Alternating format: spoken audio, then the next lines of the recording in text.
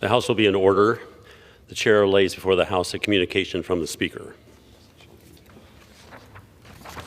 The Speaker's Rooms, Washington, D.C., June 7, 2023.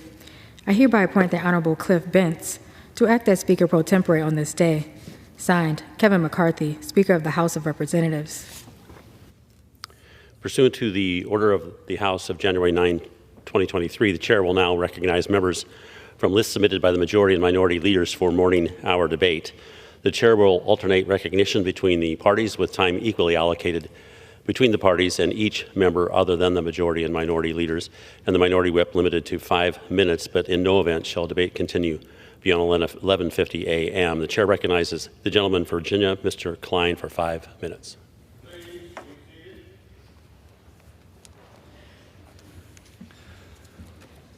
Thank you, Mr. Speaker. In keeping with my office policy of giving a floor speech for every state high school champion in the 6th District of Virginia, I rise to congratulate the Strasburg High School women's track and field team for winning the Class II state championship, the program's first state title since 1993. Finishing with a total of 68 points, the Rams delivered strong performances needed to win. These talented athletes include Macy Smith, Claire Keefe, Paige Heiserman, Tony Rhodes, Megan Martin, Maddie Doffenmeyer, Nelia Koffenauer, Willow Musterman, and Amani Hogan. Junior sprinter and jumper Macy placed in all 5 of her events, even winning a state title in the long jump with an impressive leap of 17 feet and 7.5 inches.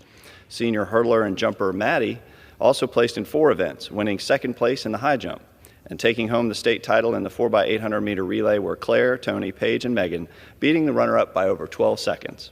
Each one of these ladies serves as an inspiration not only to their peers but to the entire 6th District, proving that hard work and dedication can yield tangible results. Congratulations again to the Strasburg High School women's track and field team on this incredible accomplishment. Mr. Speaker, I rise to recognize North Cross School's men's lacrosse, tennis, and track and field teams for each winning their Division II state championships.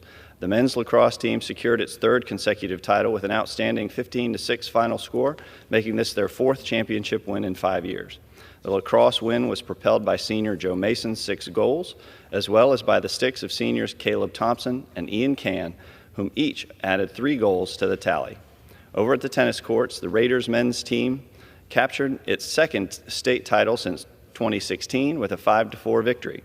The tennis team's historic performance was led by sophomore Henry Luger, who dominated the court with a 10-0 win in his championship singles match and finished the season with a perfect 20-0 record in singles matches. Junior Alessandro Perrin and Jacob Juneau won their doubles match by an outstanding 10-2 score. The Raiders men's track and field team won their state championship with 93 points. Freshman Jace Rhodes won 1st place in the triple jump. On the track, Rhodes was joined by senior Roan Burton, junior Moritz Mittendorfer, and junior Xavier Mitchell in the 4x100 meter relay, taking the title with a sprint time of 43.97 seconds. Congratulations to all these student athletes, parents, coaches, and staff on their incredible achievements. They're all champions and have proven that with hard work and dedication, anything can be accomplished. I yield back. The chair recognizes the gentlewoman from Pennsylvania, Ms. Dean, for 5 minutes.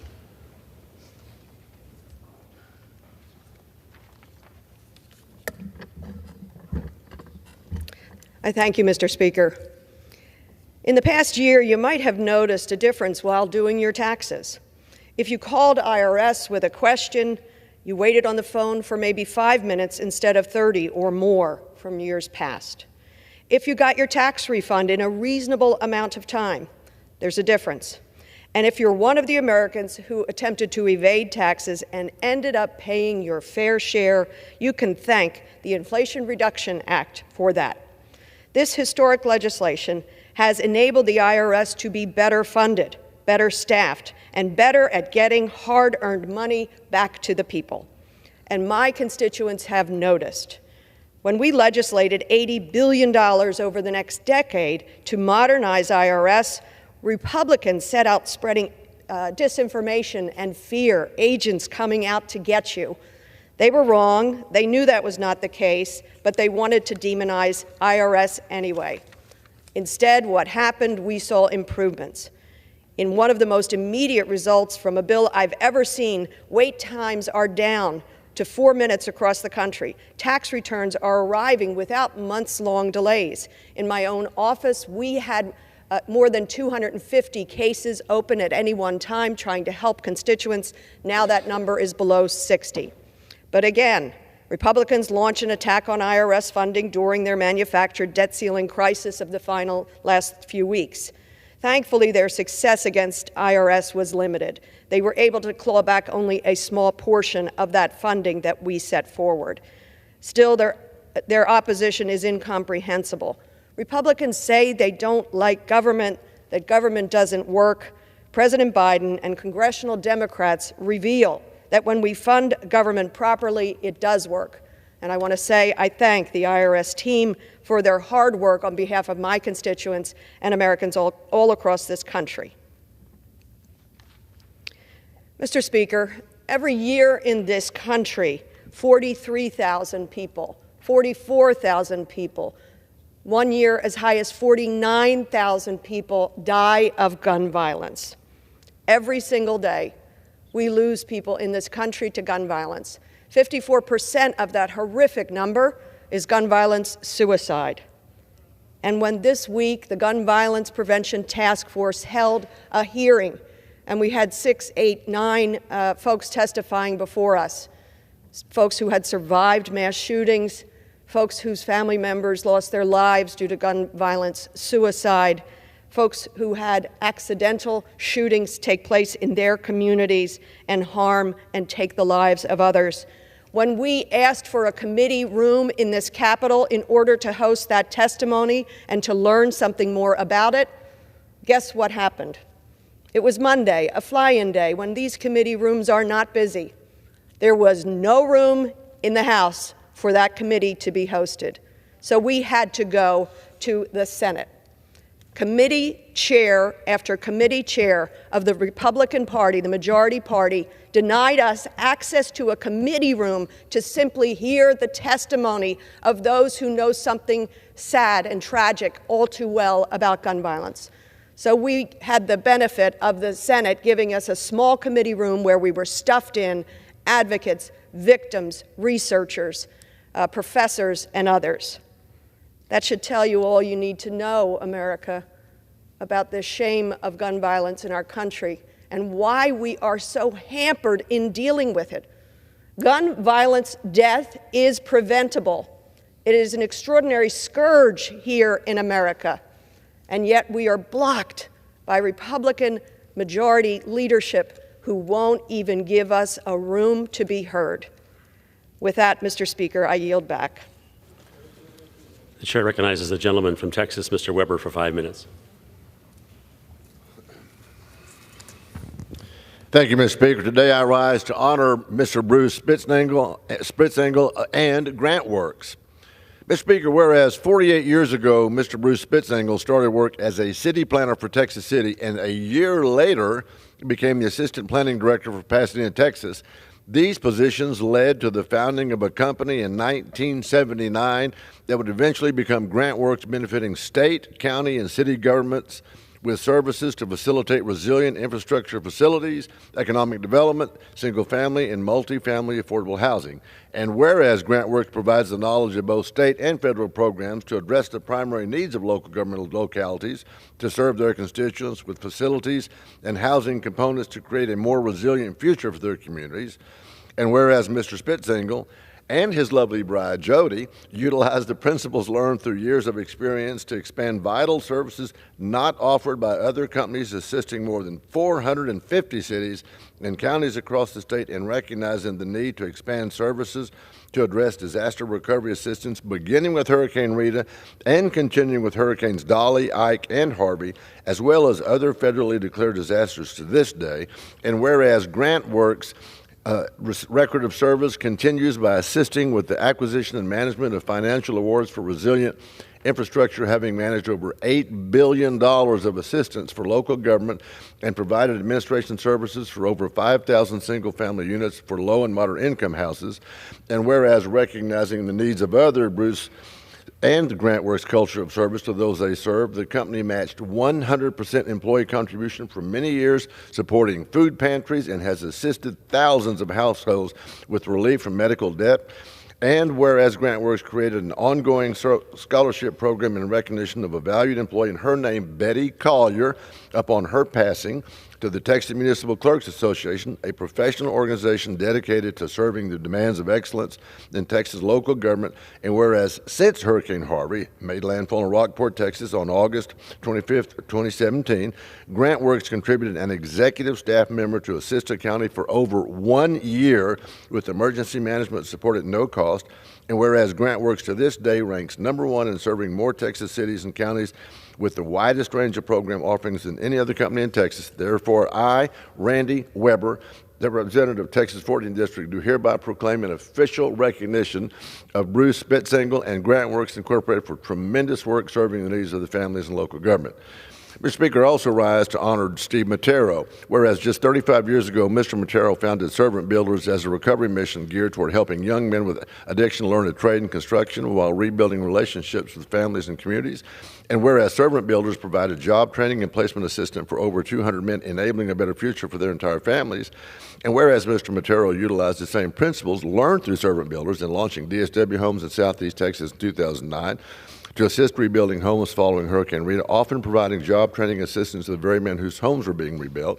And whereas lessons learned via Servant Builders are displayed in often accommodating low-income and elderly homeowners, driving clients, construction appointments, and even temporarily paying their rents. And whereas now operating in 4 states and the U.S. Virgin Islands, DSW Homes currently completes an average of 1,000 homes annually in disaster-hit regions with a record of 15 days from demolition to completion for a total of 12,000 homes. And whereas since Hurricane Harvey made landfall in Rockport, Texas on August 25th, 2017, DSW Homes has rebuilt over 3,000 families throughout 5 recovery zones.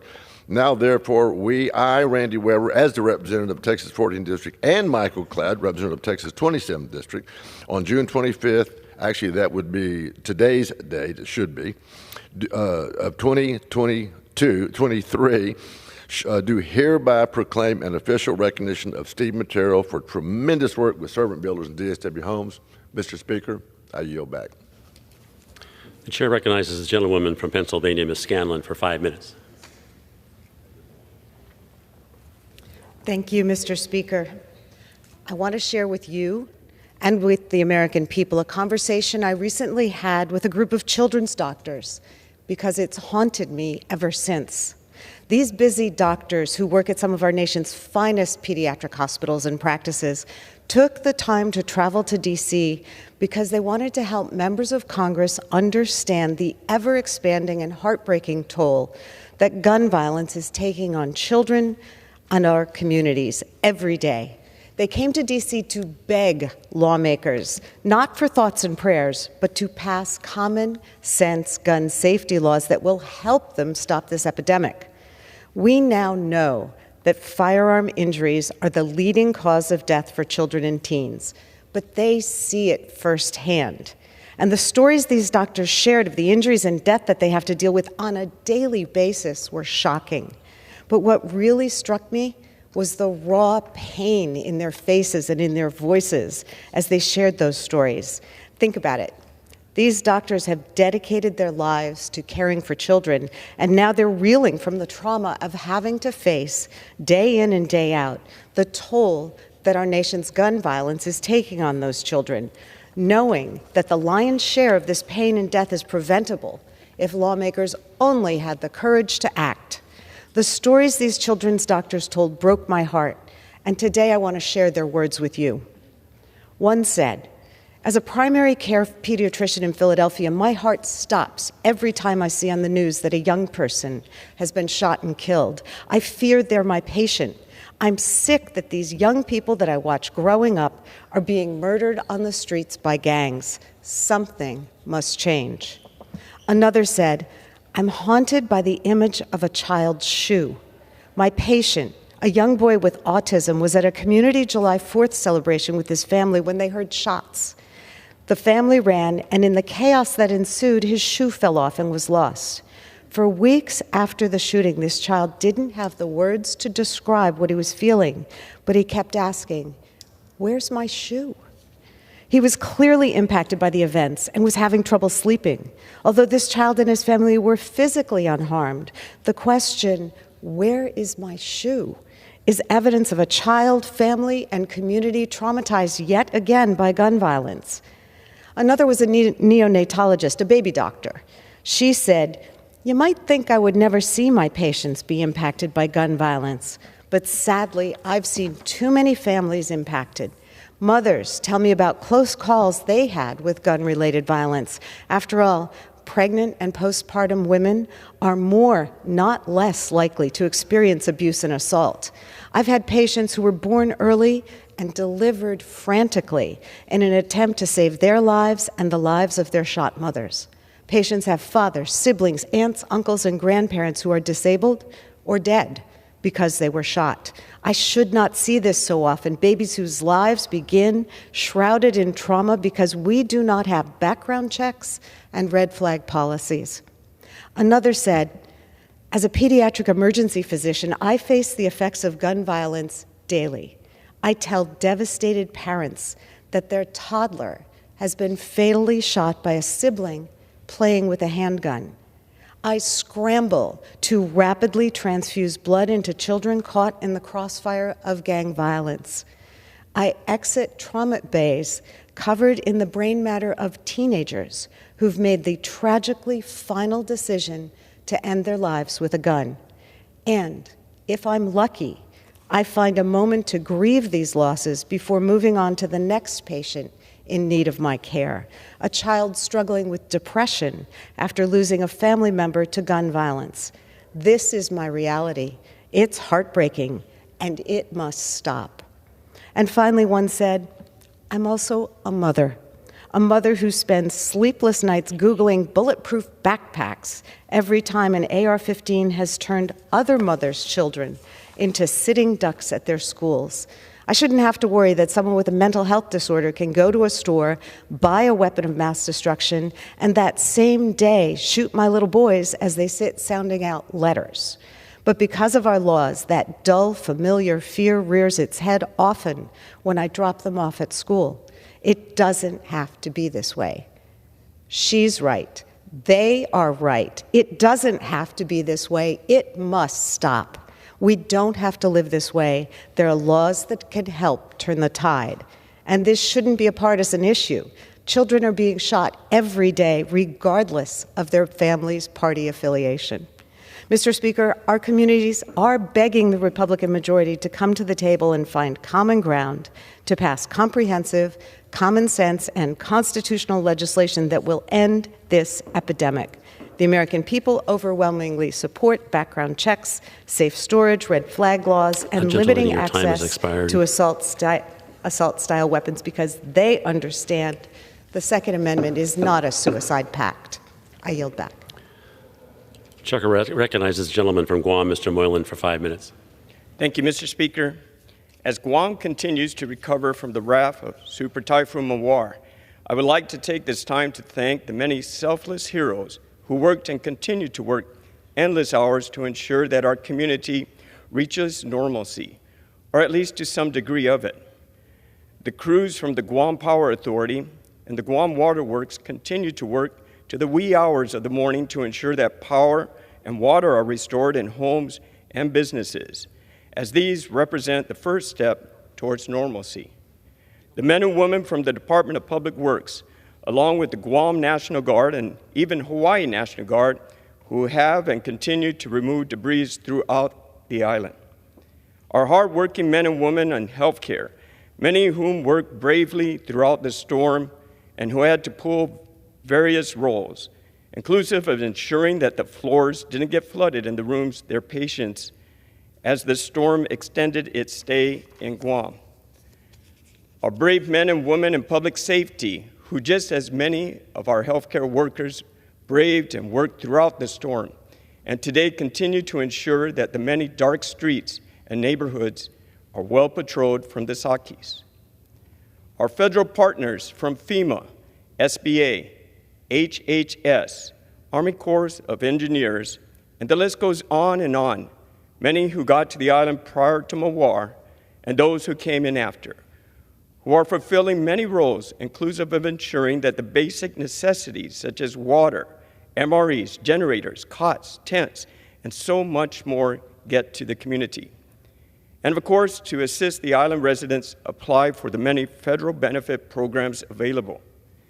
The mayors and the vice mayors of our 19 municipalities and their staff, thank you for your diligence, your hard work, your patience, and most especially your heart in not only caring for the constituents, but also fighting for them. Our brothers and sisters from the Commonwealth of the Northern Marianas, including Governor Arnold Palacios, Lieutenant Governor David Apatang, and Congressman Khalili Sablan, for opening your heart and helping the people of Guam. We are indeed one Mariana Island strong. To our educators, staff at Guam Agriculture, Port Authority of Guam, Guam Airport Authority, Guam Customs and Quarantine Agencies, Guam Fire Department, the EMTs, and so many others in public sector who continue to strive to help the Guam's recovery. Our military partners, including Rear Admiral Benjamin Nicholson, our business partners, including various organizations, you were and are all critical towards the path for recovery. On behalf of a thankful nation and island community, and from the sacred halls of this House of Representatives, I would like to thank the many who worked prior, during, and after the storm to ensure that our people are well safe, prepared, and on the path towards recovery.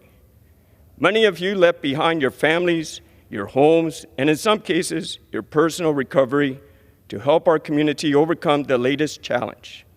Your selfless efforts and resilience will never be forgotten. Thank you. Thank you. God bless you. God bless Guam. God bless these United States of America. Thank you, Mr. Speaker. I yield back. The chair recognizes the gentleman from California, Mr. Cardenas, for 5 minutes. Thank you, Mr.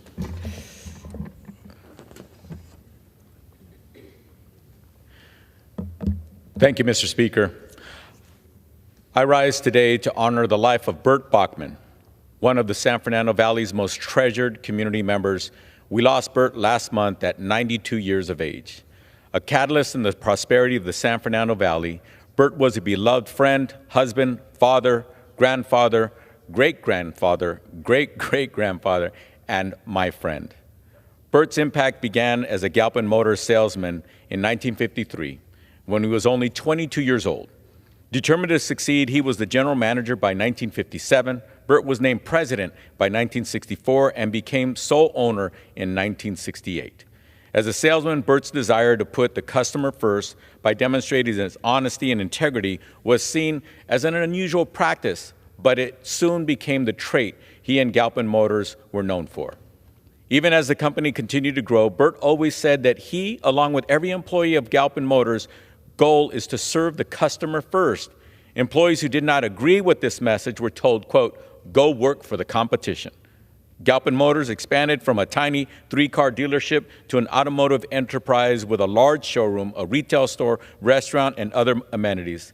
Since 1989, Galpin Motors became the #1 Ford auto dealership in the world for both cars and trucks.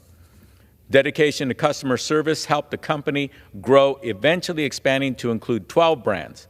Today, Galpin Motors has more than 1,000 employees and earns more than $1 billion in annual revenue.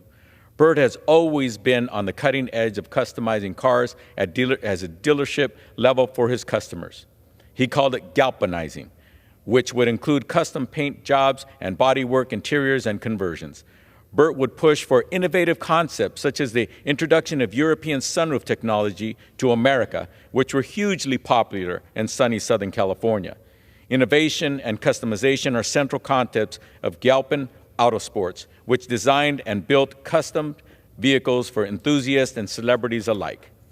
Galpin Autosports would go on to be the home of the famous MTV show Pimp My Ride, hosted by his hip-hop artist Exhibit, which was viewed by millions of people across the globe. Bert served on various national and regional boards such as the Ford Motor Company's Performance Advisory Committee, National Dealer Council, Dealers Advising Association, along with California and Greater Los Angeles Motor Car Dealers Associations. His efforts to innovate the business culminated in his induction into the Ford Hall of Fame. Bert was equally renowned for his work as a devoted civic leader, having worked with nearly every organization in the San Fernando Valley. Bert and his wife Jane received the Fernando Award, recognizing them as citizens who have contributed enormously to the San Fernando Valley. Bert served on the Los Angeles Police Commission for over 16 years for 3 mayors and 6 police chiefs. He was a fierce advocate for the Valley and worked to help us receive our fair share of resources. Bert was known for his dedication to his company and his community. Bert's greatest commitment was to his relationship with his family, especially his wife, Jane. The two were married for 50 years, sharing their passion for spreading kindness to everyone who surrounded them. While we greatly miss Bert, he is reunited with his wife, Jane, on the 2nd anniversary of her passing. Jane was an amazing businesswoman and civic leader in her own right. She had many talents. She was a gifted interior designer, skilled golfer, licensed airplane pilot who flew across the country, and was a driver for the Galpin Motors 24-hour endurance land race. Jane was a longtime publisher of the Valley magazine and was involved in various community groups. Bert and Jane inspired us to practice kindness at all times. Bert and Jane are survived by his daughters Laverne and Denise, his sons Brett, Brad, and Bo, and their 12 grandchildren, Dasha, Jacob, Amy, Brandon, Blake, Brooke, Amelia, Logan, Bliss, Brielle, Bo, and Blair, as well as 11 great-grandchildren, Philip, Dennis, Brody, Violet, Annabelle, Brayson, Brinley, Bailey, Bronson, Pate, and Thatcher, and 3 great-great-grandchildren, Natalie, Mia, and Alice. For all of this and more, we miss and honor the incredible life of our friend, Bert Bachman. I yield back. The chair recognizes the gentleman from Georgia, Mr. Carter, for 5 minutes.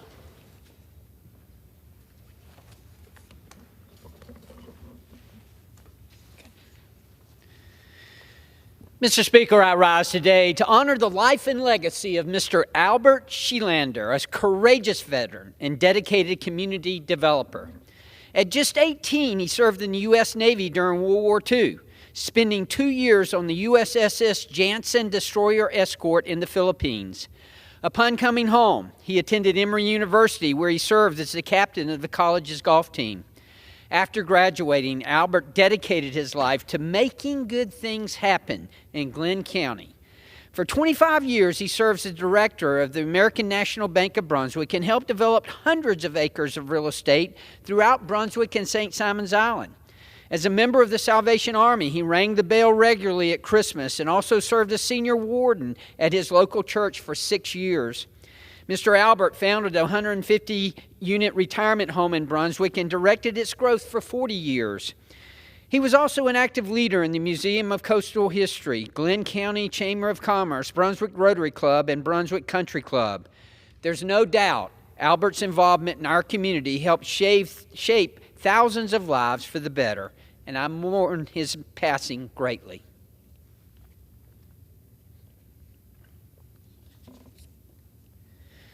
Mr. Speaker, I rise today to congratulate the Savannah Christian High School girls golf team on their 2023 AAA State Championship win. As a team, the girls had a combined final score of 488, winning the tournament by a very impressive 52-stroke margin. Not only was this a very decisive victory, but it also marks their second state title in a row. This impressive athletic achievement was a team effort led by golfers such as Mary Miller, who had a score of 64 in one round, followed by a score of 73 in sophomore Ava Kotis, who also scored an impressive 81 in 74. I would also like to recognize Coach Annie Keller, who was recently named the Savannah Morning News Girls Golf Coach of the Year. I know her coaching was essential for this victory. I'm so proud of these young women, and I know they will continue to represent their school well on and off the golf course.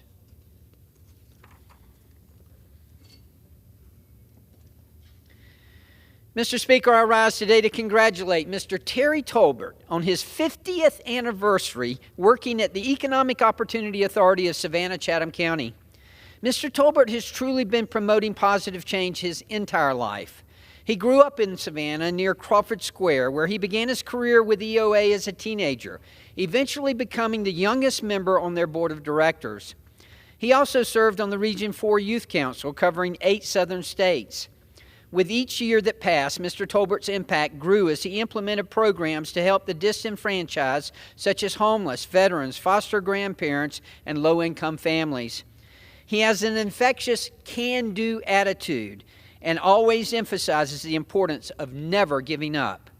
Mr. Tolbert now serves as the executive director of the EOA and, after 50 years, is still working tirelessly to help people climb out of poverty. His expertise speaks for itself, and I would like to thank him for touching the lives of so many in the Savannah area. Thank you, Mr. Speaker, and I yield back. The chair recognizes the gentlewoman from New Jersey, Ms. Watson Coleman, for 5 minutes.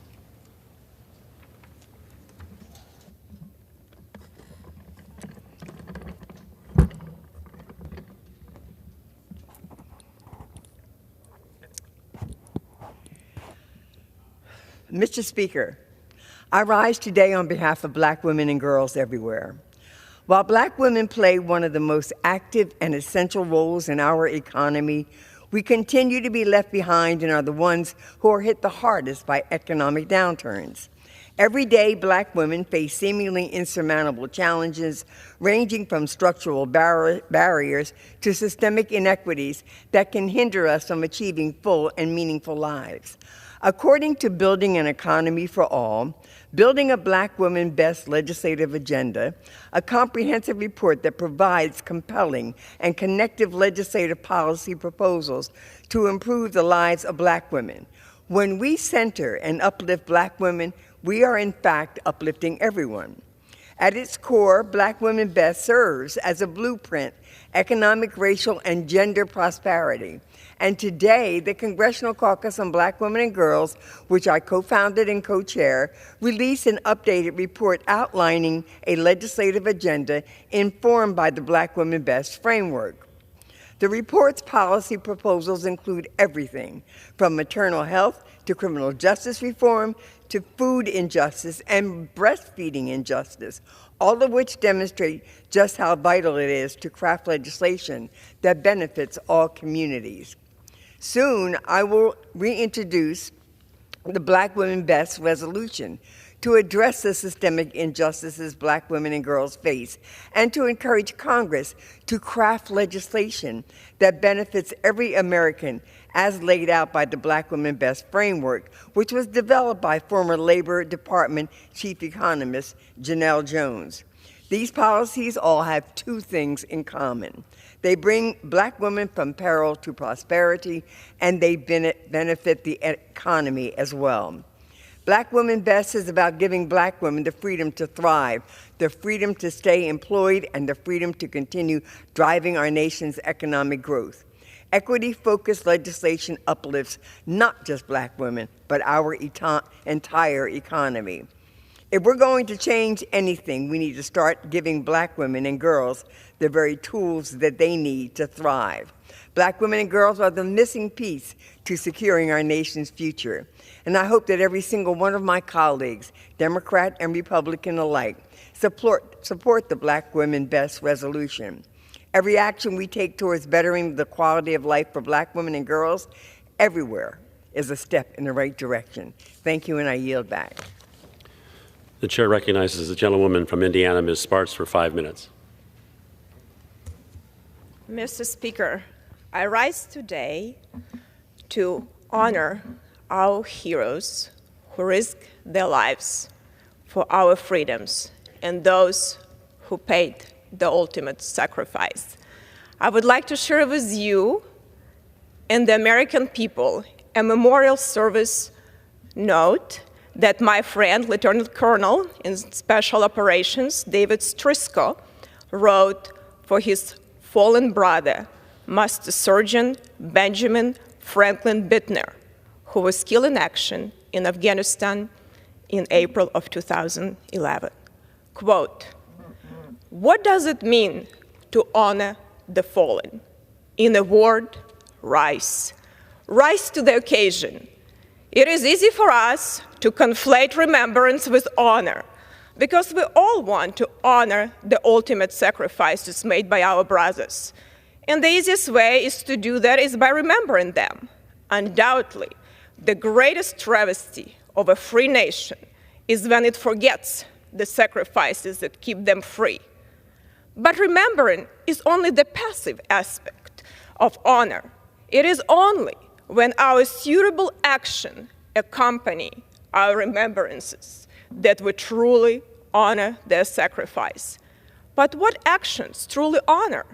Laying wreaths, rendering salutes, and pausing for moments of silence are all commendable, but they fall short of true honor when compared to the immense gravity of the ultimate sacrifice they recognize. The actions that speak true honor are those that pick up where the sacrifice of our fallen brothers left off. And it is often a rare and fleeting occasion that we get an opportunity to honor our fallen through our own deliberate actions. It is to these occasions that we rise to honor. When faced with difficult decision, withering opposition, physical and psychological peril, certain defeat, reprisal, hopelessness, chaos, and terror, we rise to honor the fallen. When the occasion calls for sacrifice, we rise to honor the fallen. Sacrifice can only be truly honored by sacrifice. Courage can only be truly honored by courage. When it is our turn to honor those who have mortally proven their resolve, we must rise with courage to sacrifice. It is in these moments where courage and resolve are tested, then we can with conviction rise to honor the fallen. And in doing so, we will stand as living testaments to those sacred words, that this dead shall not have died in vain. Today, we remember Benjamin Franklin Bittner, but only our actions will honor him. Close quote. May God bless our heroes and our great republic. I yield back. The chair recognizes the gentleman from New York, Mr. Espaillat, for 5 minutes. Mr. Speaker, I wear my mask in solidarity, in support of the families, the children, the seniors being impacted by the Canadian wildfires. And I rise today to call attention to the climate crisis, which we're all witnessing before our very own eyes. Air pollution is spiking across the country from wildfires that have been raging in the Canadian provinces of Quebec and Nova Scotia. To be clear, Mr. Speaker, this is just the start of the Canadian wildfire season, and it is evident that due to the human and societal impacts on climate, there is an increase in wildfires season length, frequency, and burnout. Mr. Speaker, climate change is not a hoax. We're not only seeing the haze from these fires, we're also feeling it in our very own lungs. The environmental and public health impacts are very real, and we must do more to hold polluters accountable. 37% of the total area of forest burned in the western U.S. and Canada since 1986 can be linked to emissions released by the world's 88 biggest fossil fuel producers and cement manufacturers. Air pollution from wildfire smoke has become a significant health risk in the United States and is growing. Mr. Speaker, climate change is not a hoax. In my city of New York, we're being severely impacted, and we're taking extreme precautions, especially for children, older adults, and asthmatics. Last night, the city's air quality index was 215, a score considered very unhealthy by the Environmental Protection Agency. This was deemed the second worst level of air pollution in the world. The situation is so grave that Mayor Eric Adams called on schools to cancel all outdoor activities today. Mr. Speaker, climate change is not a hoax. Is this the future for our children? Let me remind you that millions of Americans die each year from air pollution-related health issues. In 2016, around 4.2 million premature deaths were associated with fine particulate matters, according to the World Health Organization. That is why I'm insisting on passing my bill, the Green Climate Fund Authorization Act, which will authorize appropriations to the Green Climate Fund, ensuring that the U.S. is a leader in global solutions to combat climate change. Again, Mr. Speaker, climate change is not a hoax. Moreover, we know where the money goes, it matters. Join me in this fight in co-sponsoring the Green Climate Fund Reauthorization Act. Mr. Speaker, climate change is not a hoax, and I yield back. The chair recognizes the gentleman from Louisiana, Mr. Carter, for 5 minutes.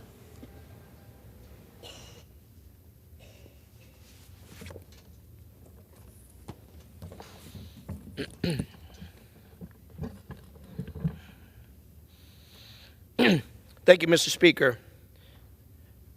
Mr. Speaker, I rise today to honor Ernest Sickey, the revolutionary leader of the Coushatta tribe of Louisiana. His passing leaves a void in the Native American community. His legacy of resiliency and advocacy will continue to inspire future generations. Sickey dedicated his life to serving his people and fighting for their rights. He played a pivotal role in securing federal recognition for his tribe, ensuring its sovereignty and the preservation of its rich, rich heritage. Sickey tirelessly worked to improve health care, education, and economic opportunities for Native Americans. His wisdom and leadership were recognized beyond tribal boundaries as he served on various boards and committees and left a lasting impact on the state and national levels. Sickey's commitment to preserving and sharing Native American culture and traditions helped bridge the gap between communities, fostering understanding and unity. Mr. Speaker, I rise to honor this great man and to ask everyone to remember the incredible work that he's done and to continue to foster the unity, the inclusion, the opportunities, the education of our Native American friends.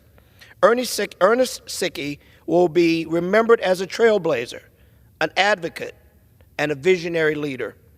May his life inspire others to carry on this important work. He leaves behind a loving, strong, committed family to continue the great work of this great man. Today, we honor Ernest Sickey. Mr. Speaker, I yield back. The chair recognizes the gentlewoman from Virginia, Ms. McClellan, for 5 minutes.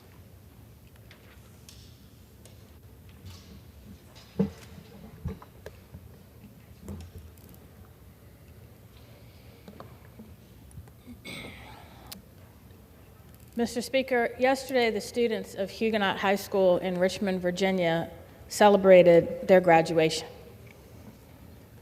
Moments after the ceremony ended, as friends and family gathered outside for hugs and selfies, gunshots rang out.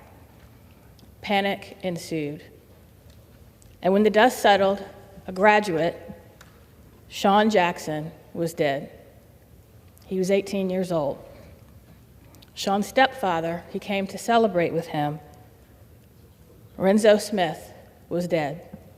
He was 36 years old. 5 additional people were shot. Others sustained injuries, including Raina Jackson Smith, Sean's 9-year-old sister, who was hit by a car while fleeing the scene. Richmond police have a suspect in custody. He is 19 years old. He knew the victim. He and Sean were in an ongoing dispute. We should not have to live like this. What should have been the happiest day of those kids' lives turned into every parent's worst nightmare. Those kids saw their freshman year cut short by COVID. They should have felt the joy yesterday and last night of graduating. Instead, their final memory of high school is marred forever by trauma. The active shooter drills that they endured throughout their school years did not prepare them for shooting at their graduation, or in a public park, in a grocery store, at a theater, at their house of worship, at a concert, at a mall, walking down the street, on a highway, in their home.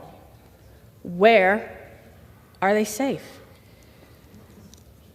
My son asks me this every time that there is a shooting on the news. 3 months ago today, when I stood at this very spot to take my oath of office, you saw my son and daughter standing proudly beside me.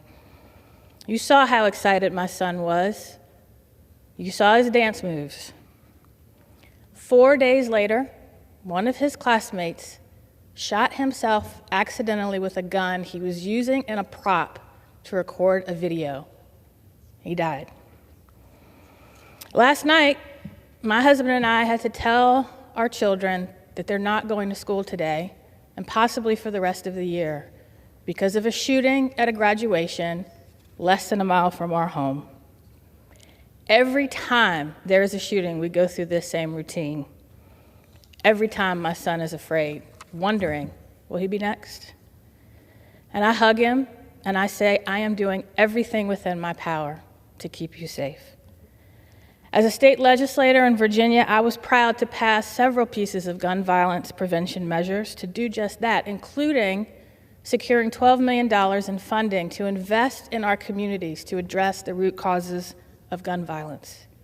I was excited to see this Congress pass the first piece of substantive gun violence legislation in 30 years in a bipartisan measure. So you can imagine my disgust and my sorrow when after the Tennessee school shooting, one of our Republican colleagues in an interview on television said, we're not going to do anything. That is unacceptable. We must take action to address the root causes of gun violence, to ban assault weapons, implement universal background checks, gun storage, among other common sense measures that are popular with an overwhelming majority of voters, according to Fox News polling. I came here to solve problems. I came here to save lives. Thoughts and prayers are not enough. It is past time for action. Today, I mourn the lives lost in my district, my city, my school division, my neighborhood. Today, I seek to comfort their loved ones and those traumatized by the terror they felt last night. Today, I recommit to doing everything within my power to make sure that this never happens again. Enough is enough. And I'm begging my colleagues in this body, do something. Mr. Speaker, I yield back. The chair recognizes the gentleman from California, Mr. Garcia, for 5 minutes.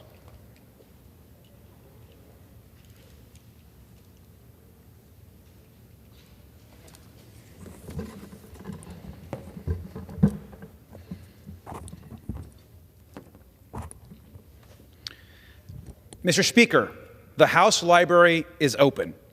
Now I rise to commemorate the start of Pride Month by honoring the one and only Queen of Drag, RuPaul.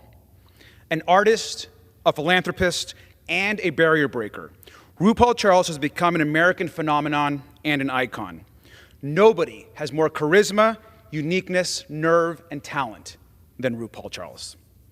Now, Ru's career launched as a drag performer in New York, and then as a successful pop artist releasing his first hit album, Supermodel of the World. In total, he has released 15 studio albums. RuPaul also became the first gay black man to host his own talk show, The RuPaul Show. He is most known, of course, for his multi-Emmy Award-winning show, RuPaul's Drag Race. Now, Drag Race and its many domestic and international spin-offs has put drag in the global spotlight. The show has helped launch and uplift the careers of thousands of drag queens and artists. But more importantly, the show has served as a critical space to discuss issues around inclusion, trans rights, mental health, and self-worth. And this message couldn't be more important as the LGBTQ+ community continues to fight for equality and acceptance. The world needs more love and, yes, more RuPaul. I want to thank RuPaul Charles for his years of leadership in our community and his activism. This Pride season, as we recommit to celebrating diversity, difference, and self-love, we must always remember what RuPaul so famously says: if you can't love yourself, how the hell are you going to love somebody else? Thank you, and I yield back. The chair recognizes the gentlewoman from California, Ms. Porter, for 5 minutes.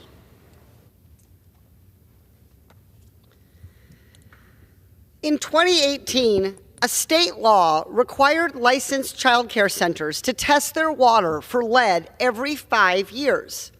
Last month, we got the results, and they are grim for California's children.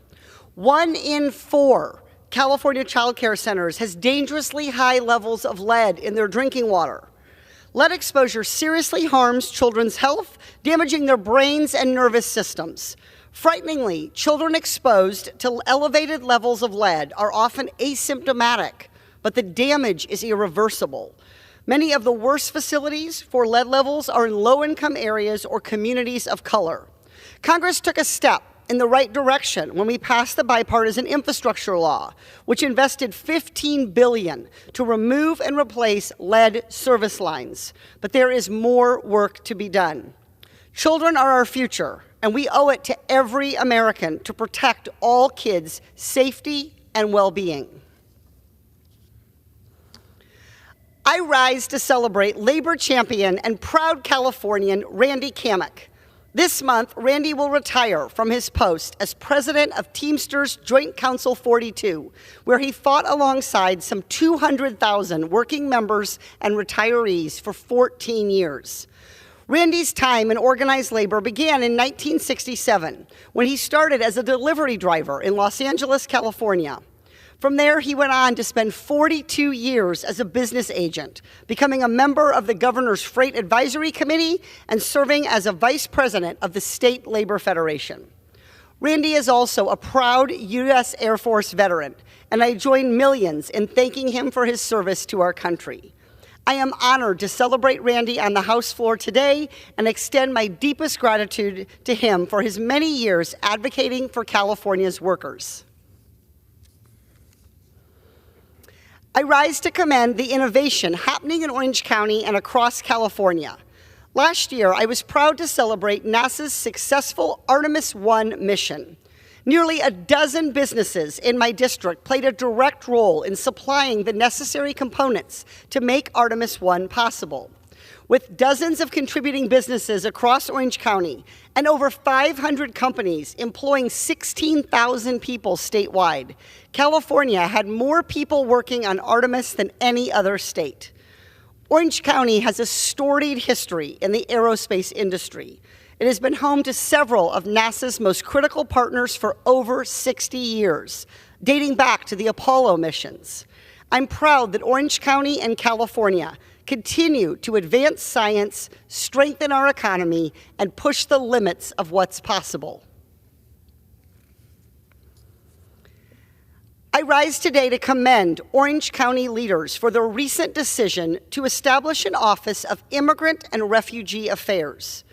At our Board of Supervisors' April 25th meeting, they unanimously approved the establishment of this new office, which will provide resettlement resources in the forms of housing assistance, language programs, legal support, and other vital services. As Orange County welcomes immigrants and refugee families, we need to empower these new members of our community with what they need to thrive. The Office of Immigrant and Refugee Affairs will fulfill this mission by strengthening outreach and building on successful partnerships with community organizations. Honoring our diversity is a California value and an Orange County value. I look forward to the development of the Office of Immigrant and Refugee Affairs and to new families calling our communities home. I yield back. The chair recognizes the gentlewoman from California, Ms. Kamler-Dove, for 5 minutes. Thank you, Mr. Speaker. I rise today to highlight June as Caribbean American Heritage Month. This month allows us to celebrate the diversity and influence of the Caribbean diaspora. As a member of the Foreign Affairs Committee and Subcommittee on the Western Hemisphere, we must ensure the prosperity of the Caribbean. Just recently, I co-led a bipartisan resolution with Representatives Lawler, Sherfulis McCormick, and Salazar to redouble our diplomatic efforts with Haiti. This resolution also expresses support in achieving Haitian-centered solutions that restore the island's political infrastructure and address the basic needs of its people. We cannot ignore the plight of our neighbors who are just mere miles from our shore. Caribbean Americans have helped define the American story. Many of them serve here with me in Congress, and many more have had important roles throughout our country's history. As a representative of Los Angeles, I am fortunate to live in a culturally vibrant city where Caribbean Angelenos influence the food, music, and art of the city. This month is about celebration of culture and community and reminds us to look beyond the European patriarchal lens that dominates our society. The U.S. is a country of immigrants, something the governor of Florida could stand to remember. Mr. Speaker, June is Gun Violence Prevention Month. June is Gun Violence Prevention Month. June is Gun Violence Prevention Month. So why in this full body are we not talking about the gun violence epidemic that has taken hold of this country? Why is the Republican Party punting on this issue and continuing to blame gun violence solely on mental health and ignorantly say that the answer to gun violence is more guns? The parents of the children killed by mass shootings, the survivors of these mass shootings, don't want or deserve to continue to hear that. They deserve acknowledgement, honesty, and most of all, they deserve action.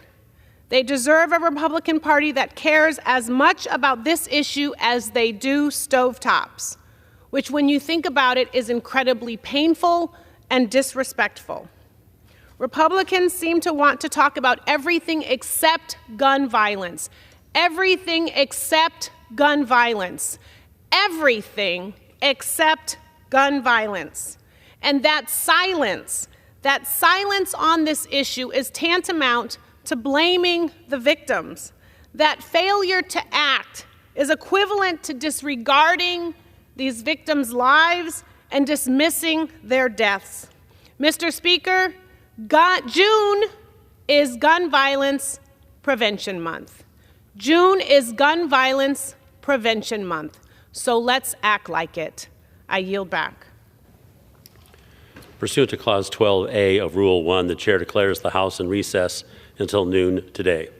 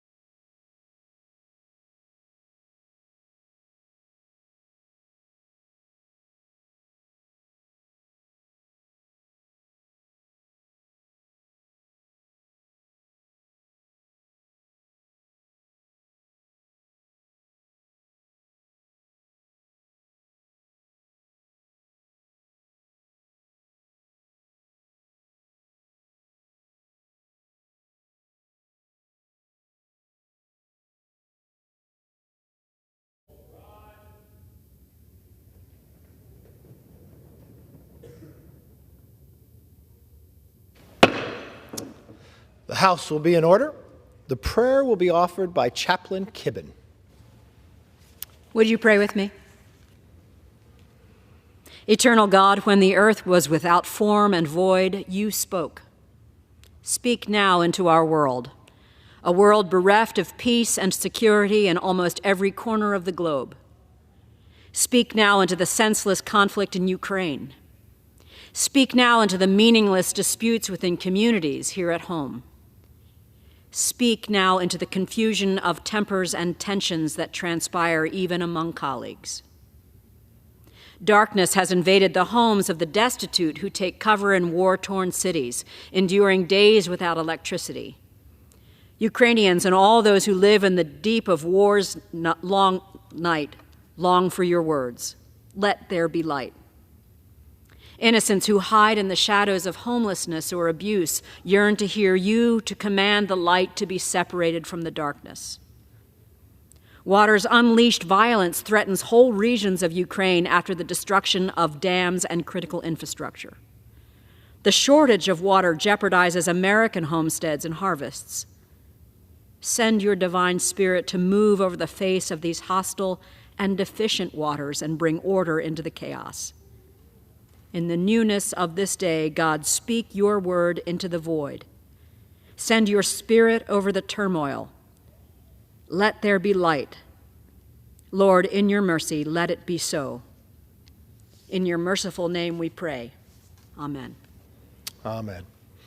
The chair has examined the journal of the last day's proceedings and announces to the House the approval thereof. Pursuant to Clause 1 of Rule 1, the journal stands approved. The Pledge of Allegiance today will be led by the gentleman from Pennsylvania, Mr. Joyce. Please join with me in honoring our flag.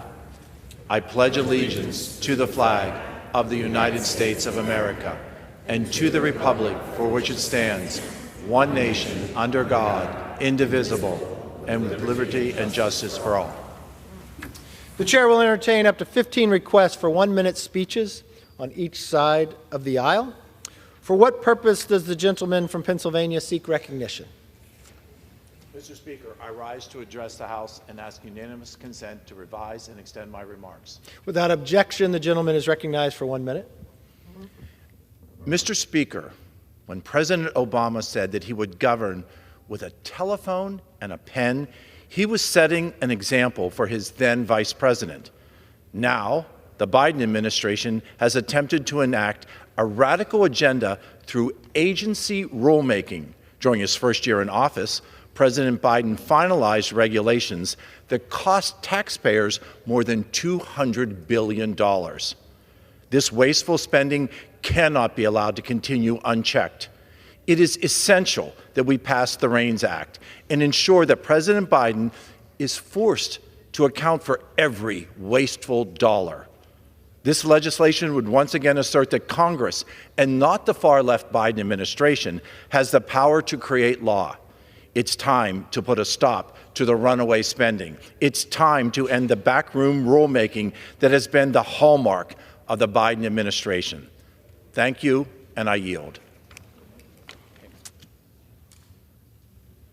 For what purpose does the gentleman from Illinois seek recognition? Mr. Speaker, I seek unanimous consent to address the House for 1 minute and to revise and extend my remarks. Without objection, the gentleman is recognized for 1 minute.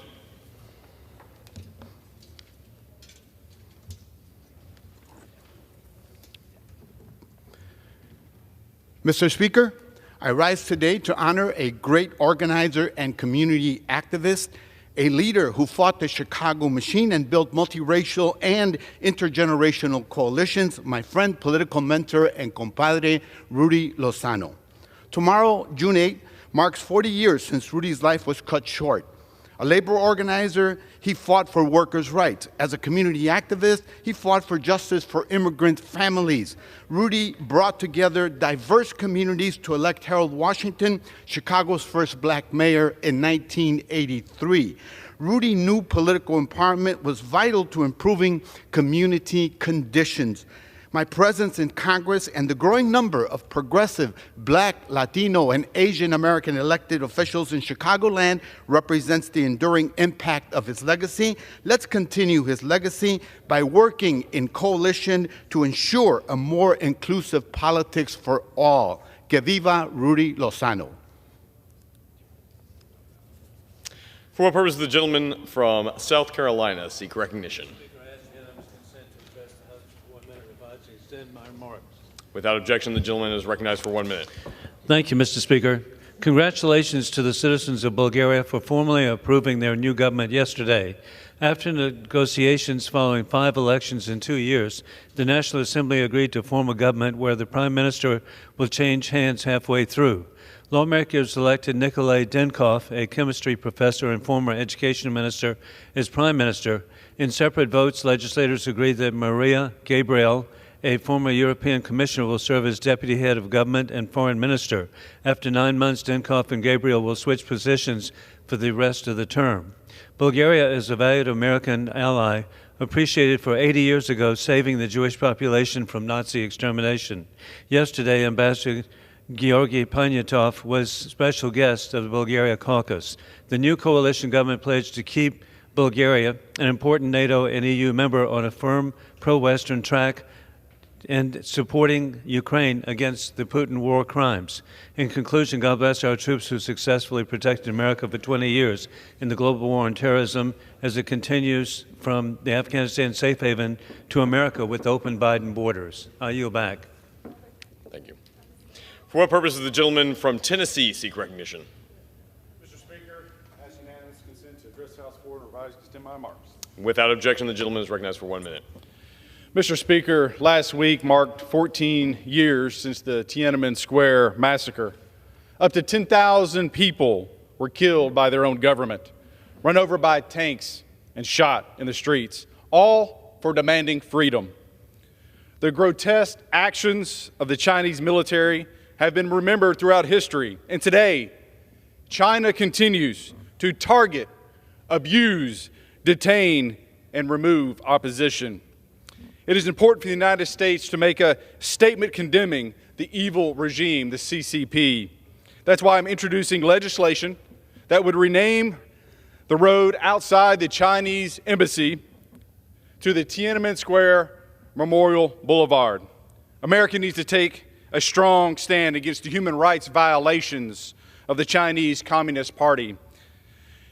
And let us not forget the Americans who have died because of the CCP virus, the Americans and children who have died because of fentanyl flooding our streets because of the CCP, the incursion of the balloon in our airspace, and the recent advances towards a naval destroyer in our military.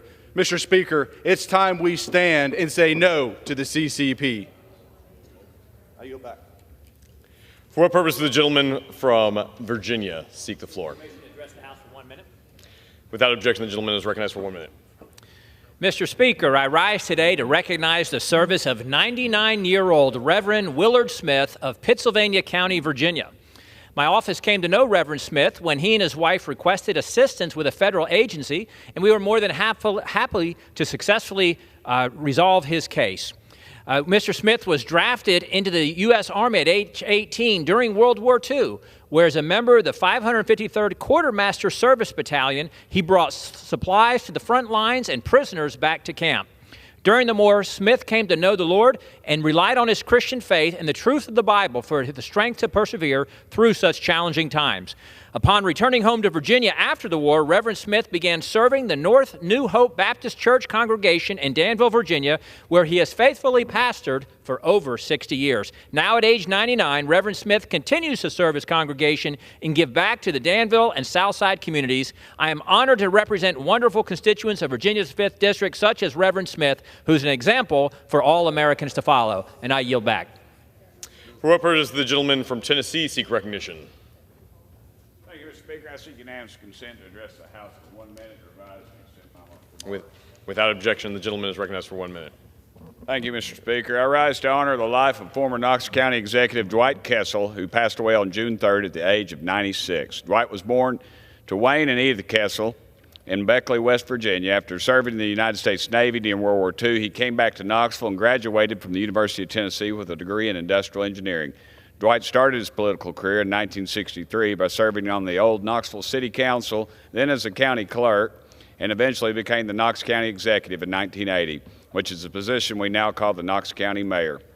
He also worked with a whole lot of charity organizations, including the YMCA, the Boys and Girls Club of Tennessee Valley, Boy Scouts of America, and the National Conference of Christians and Jews. He was a family member who loved the Lord, and he was a longtime member of First Baptist Church of Knoxville, where he was a trustee for 15 years. He served as a deacon and faithfully taught Sunday school. Behind me right here is a picture of all the Knox County mayors who went to last year's county budget address. Myself, Mayor Shumpert, Mayor Jacobs, Mayor Ragsdale, and Mayor Kessel down in the bottom down there. I know we're all thankful for Dwight's work that paved the way for Knox County mayors who followed him, including myself. My wife and I are praying for Dwight's family. He will be greatly missed by our community in Knox County. Thank you, Mr. Speaker. I yield back the remainder of my time. George. Pursuant to Clause 12A of Rule 1, the Chair declares the House in recess, subject to the call of the Chair.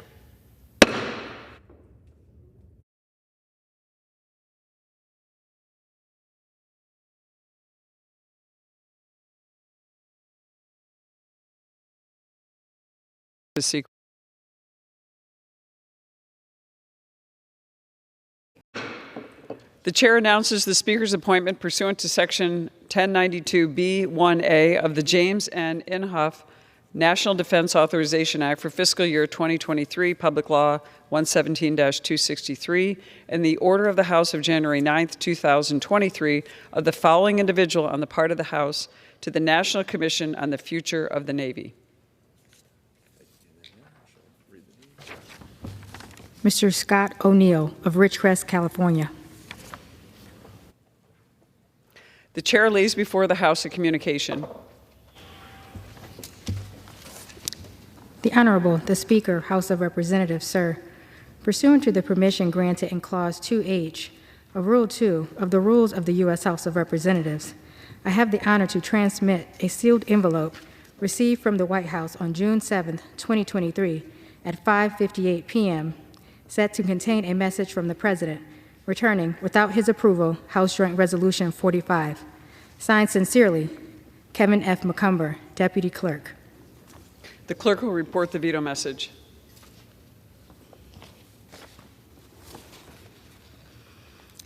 To the House of Representatives, I am returning herewith without my approval, House Joint Resolution 45, a resolution that would disapprove of the Department of Education's rule relating to waivers and modifications of federal student loans.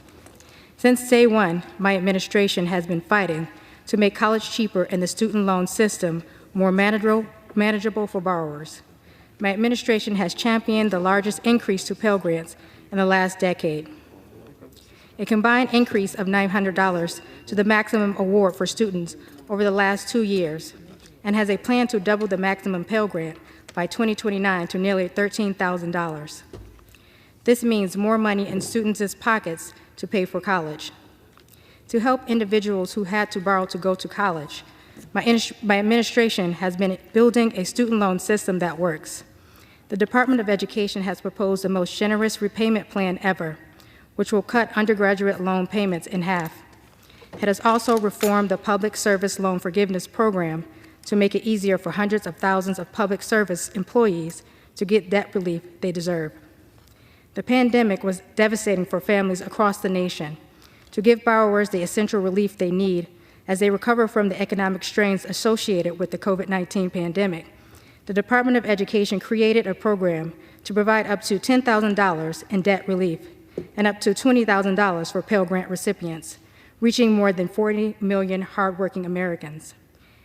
Nearly 90% of this relief would go to Americans earning less than $75,000 per year, and no relief would go to any individual or household in the top 5% of incomes. The demand for this relief is undeniable. In less than 4 weeks, during the period when the student loan debt relief application was available, 26 million people applied or were deemed automatically eligible for relief. At least 16 million of those borrowers could have received debt relief already if it were not for meritless lawsuits waged by opponents of this program. The Department of Education's action is based on decades-old authority granted by the Congress.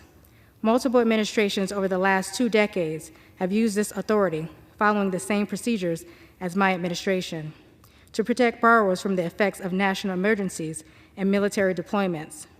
The Department of Education's exercise of this authority has never previously been subject to the Congressional Review Act. It is a shame for working families across the country that lawmakers continue to pursue this unprecedented attempt to deny critical relief to millions of their own constituents, even as several of these lawmakers have had tens of thousands of dollars of their own business loans forgiven by the federal government. I remain committed to continuing to make college affordable and providing this critical relief to borrowers as they work to recover from a once-in-a-century pandemic. Therefore, I am vetoing this resolution. Signed, Joseph R. Biden, Jr., the White House, June 7, 2023. The objections of the President will be spread at large upon the journal and the veto message, and the joint resolution will be printed as a House document. For what purpose does the gentleman from Texas seek recognition? Madam Speaker, I ask unanimous consent that further consideration of the veto message and the joint resolution H.J. Res. 45 be postponed until the legislative day of June 21st, 2023. Is there objection to the request from the gentleman from Texas? Without objection, so ordered. For what purpose does the gentleman from Texas seek recognition?